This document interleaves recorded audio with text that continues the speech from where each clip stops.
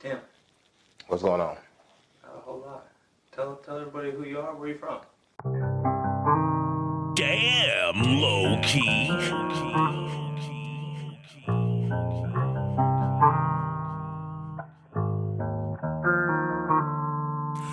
I used to walk to school through a graveyard. Resume solid, put that on my dog.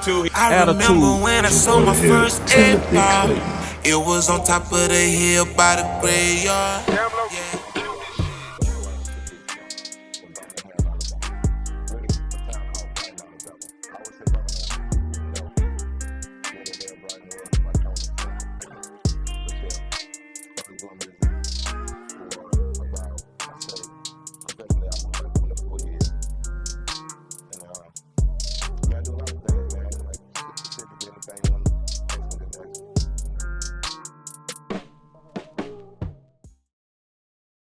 You see it, nigga. Real bright nigga. We still getting to it, nigga. Yeah. We got like 50 cameras working around this bitch. I got my pocket camera working around this motherfucker. Sport his name in this bitch, yo. Hey, shit, you know what's happening, man. Let's get this money. Let's get it, man. Listen to the low key beats. Fuck, nigga. Listen to low key beats. On my face, man.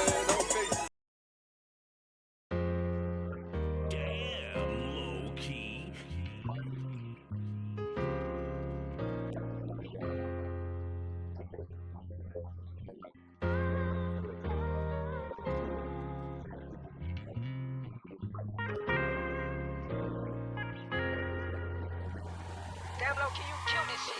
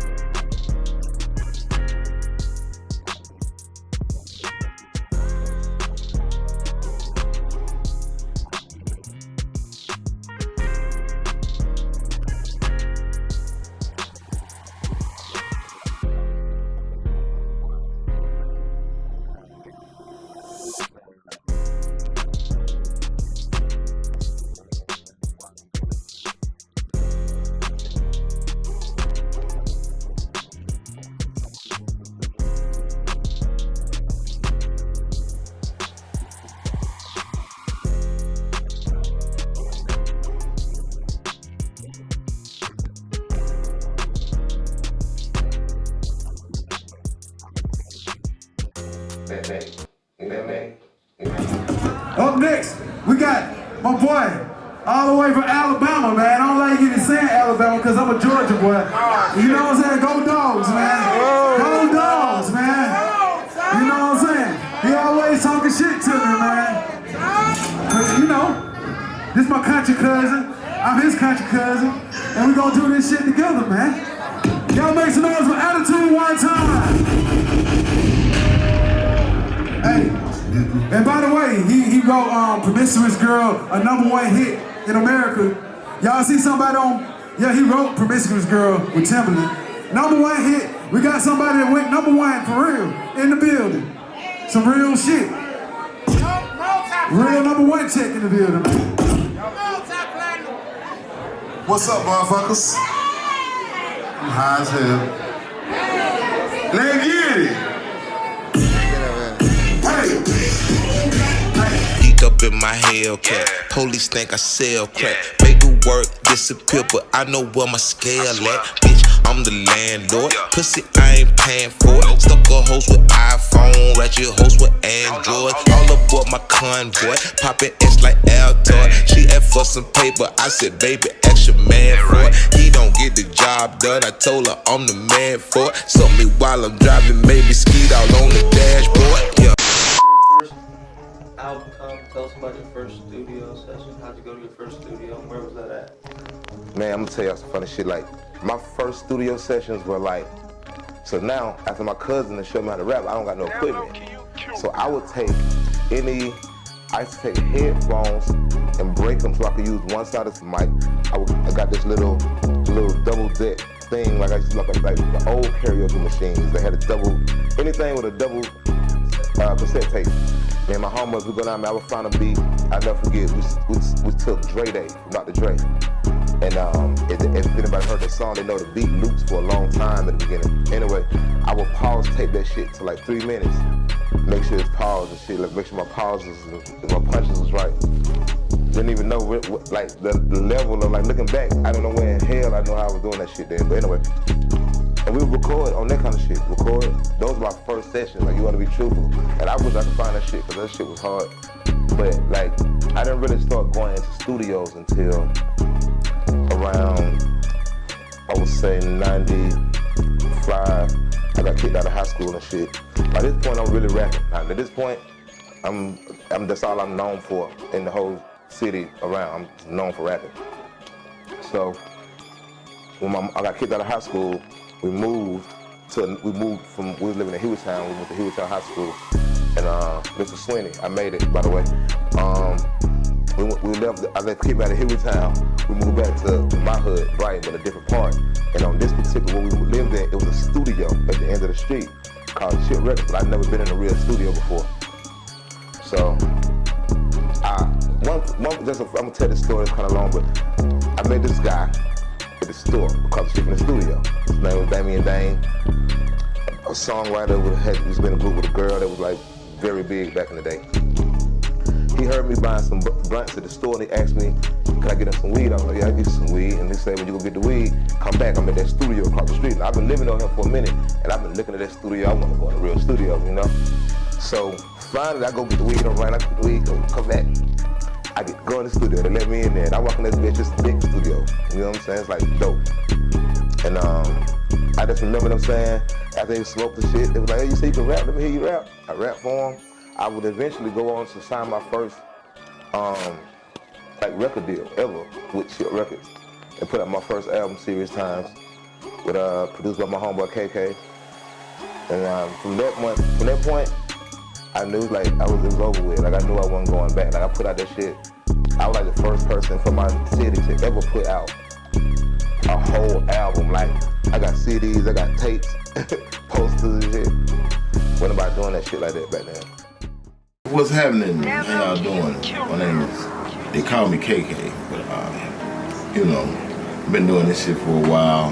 We fuck around with everybody in the city and shit. Shouts out to all the Alabama artists. But let me start out by mentioning about this brother here, Timothy Clayton. Alright, so when I first met Tim, man, I met him through my partner named Philando. He brought me, matter of fact, they brought him to this house right here, and we laid a song called goddamn Who You With When You Roll Into Your Hood. And shit, it was magic ever since then. From there, shit, man, there's so much shit we did back then. We was taking over the fucking hotels and shit. The time we got together, I was fucking around with, let's see, Chip Records, yeah. We was doing this, I was playing in a band at the time, and Chip Daddy came to see us, and make a long story short, got with Chip. Chip said, hey man, why don't you do a album with this dude, with Tim, you know, cause he had him and a guy named Johnny did some with the first group off LaFace Records, Damian Dame. Damian came over, and Tim and Johnny got on his track along with James, and they killed that shit. That shit was fire.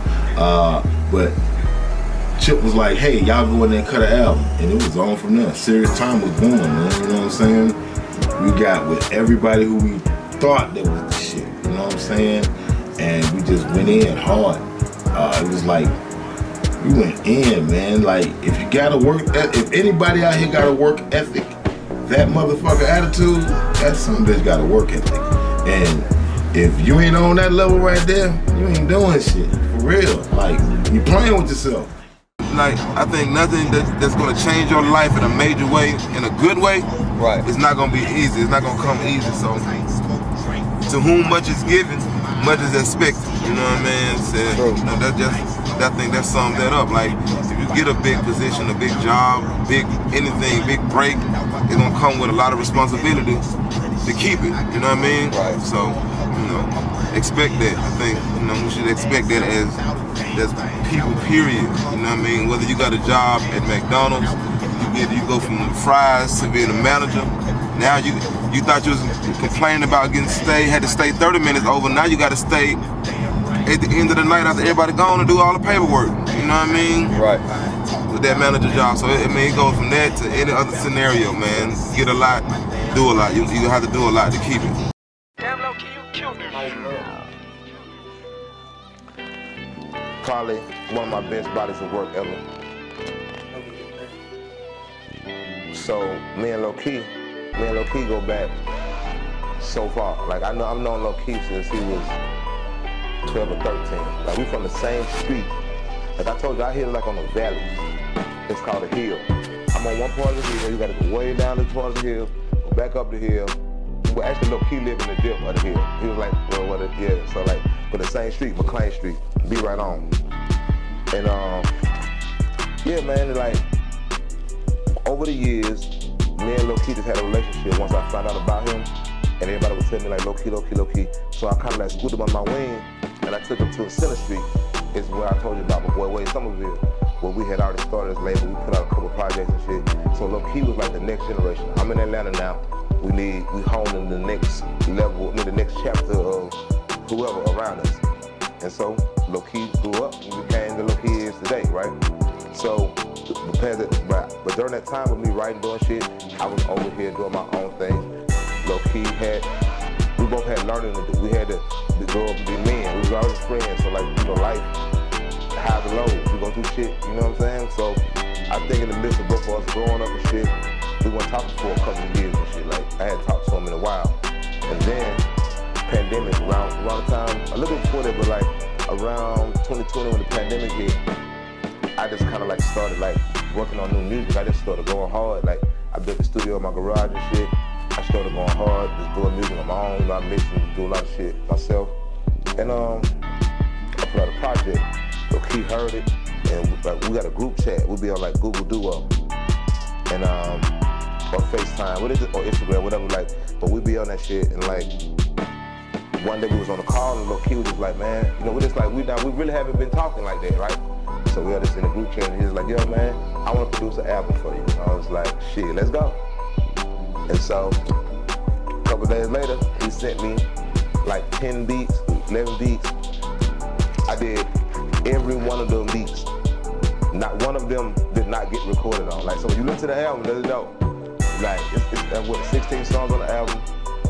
So he had to keep feeding me beats and shit, but yeah, he sent me them beats. Every one of them got recorded. The first one was Deep End. That was the first song we did, and that's like one of my favorite songs on the album.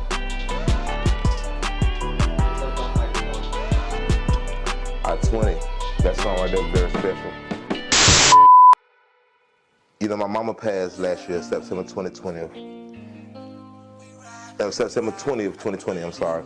And so the night before she passed, she actually kind of got sick at my sister's house, so we had to put her in the ambulance. They took her to the hospital. So we was just all sitting there and shit, me, Low Key. Low Key like family, you know what I'm saying? So we was there with her. And we sitting there, we was bored, so we just broke out our computers, started playing loops and shit. He played that loop. So I just started singing that song, I just started singing the hook, whatever. So we had got to a point where I like had the whole hook. We was like, fuck it, because Low Key got his own studio in Adamsville. That's another part of Alabama, not too far. So we got up like 2 in the morning at this point. We got up, got in the car, me and Low Key, left by ourselves. My sister wanted to come, but she was kind of like crying and shit, so we didn't really want that energy around, but I knew she was sad, so we was like, let us go work. So we went and did the song. I think I did like the first verse in the hook, and we left. I kind of wanted to spin it, went back to Bessemer where my sister was staying. Woke up the next morning, September 20th, and my sister called me and said, Tim, we gotta go to the hospital. They said, my man is fine. So we go up there to the hospital, man, and unfortunately she passed away. Whatever. But I didn't really even think about the September 20th part. You see what I'm saying at first? But it was just like how ironic that I did a song called I-20, and my mama passed away on the 20th in the year 2020. You know what I'm saying? So just like, you know, all of that. So just like, you know, that's what that song, it actually was the last song that I recorded while my mama was alive. You know what I'm saying? So that's why, you know, it's a special song.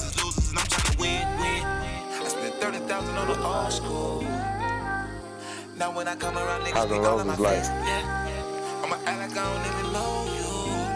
the inevitable cycle of life. Like, gonna be good times, gonna be bad times. Like, you're gonna smile sometimes, you're gonna frown sometimes. The sun gonna shine, it's gonna rain sometimes. It's just inevitable every day going through the motions of life. Like, that's what highs and lows is. And like, well, like my like self-confidence called higher. That's why my Islamic attitude is higher, like a higher level of thinking, higher level of moving, right? And then Low Key name is Low Key. So on the wordplay front, that's how we was kind of doing it. But if I had to put it in another way, highs and lows just represents everything me and Low Key went through as friends. Like it wasn't always good. Like we had moments where like, I'm gonna tell this story, Low Key. So, you know, there's one point in our career, Low Key, we just had some differences. Some little shit happened, and we just went our separate ways. So like, we came back as men. You know what I'm saying? Like without going too much into it, like, cause it was some petty shit and I was an OG, so I could have handled it a different way. But I was trying to teach him a lesson. You know what I mean? So, as men, we come back 360 degrees and everything good. So it's like, we remember those times, like, we can call that the low time. There was a low time, you know what I'm saying? Now we had a high time. So if you got anybody like people you fuck with, they're gonna be highs and lows in your relationship, and they're just inevitable. There's no way around that shit. And like, if you get up and breathe every day, like as soon as you get in your car, it could have been in a good mood, somebody cut you off, now you're in a bad mood. It's just like, in even those small ways, there's highs and lows in everything you do. You can't go through life without them.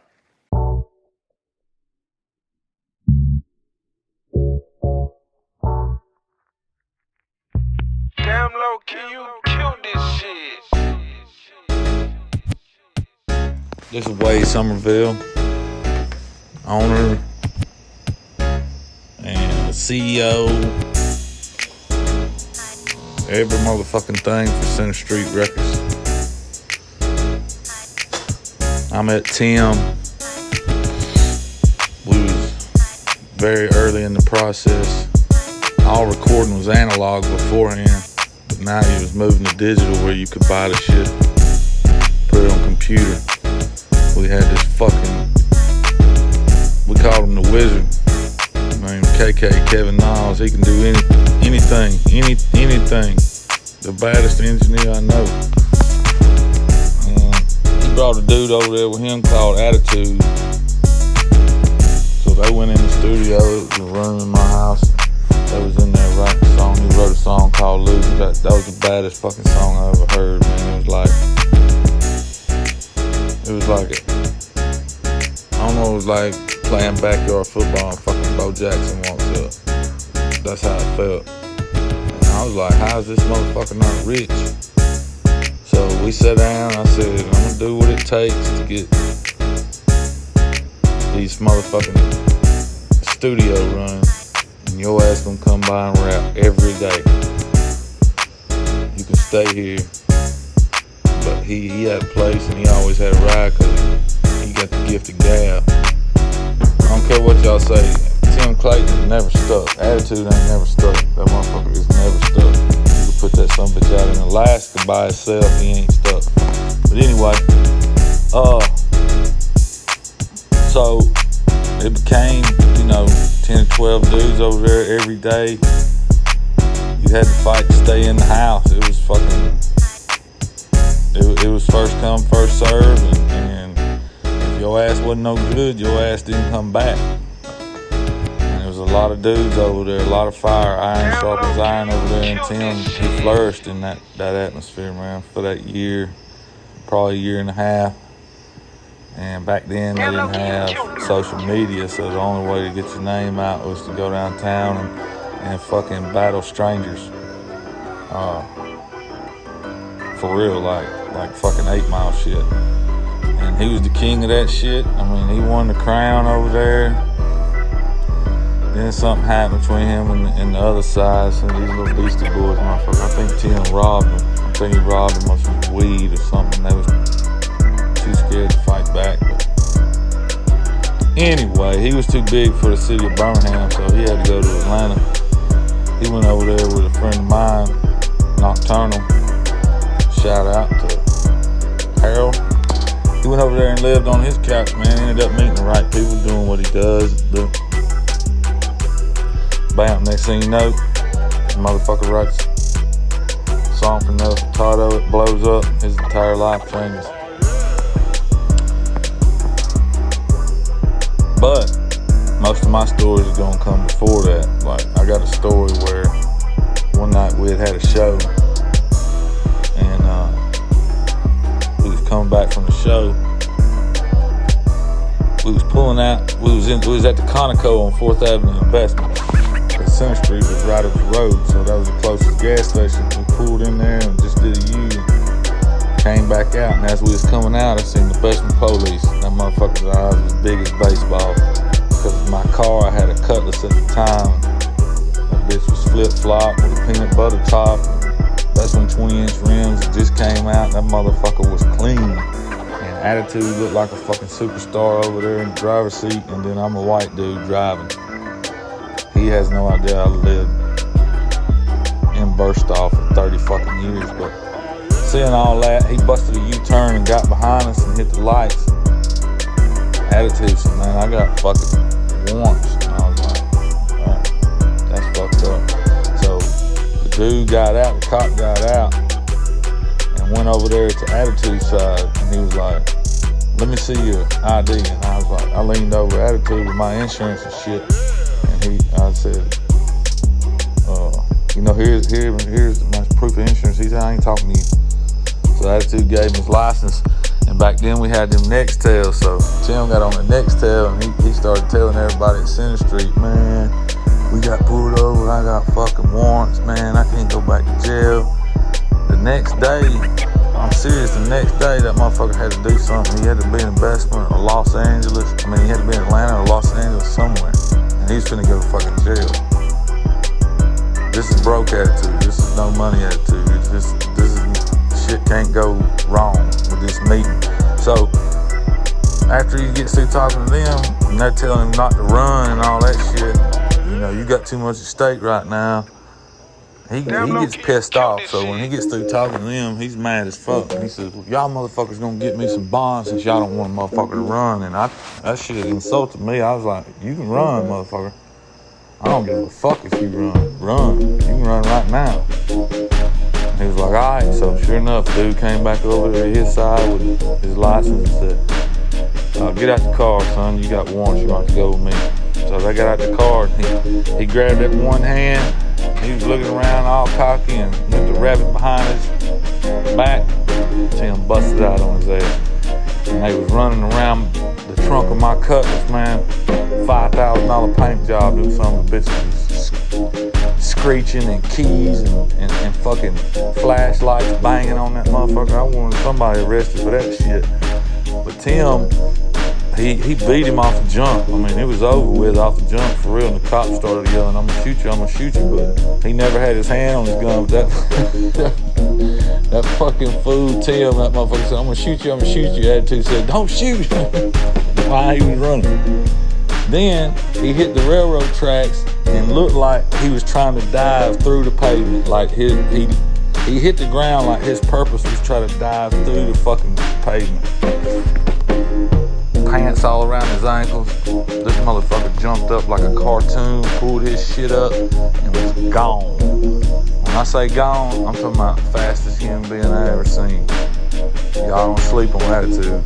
That motherfucker he wasn't no joke. And the cops started chasing him, and when Attitude ducked down in this alley, that motherfucker woed up and got on his damn radio because he done seen that man hit the ground and get back up and run. He knew in that dark alley it was gonna be tough.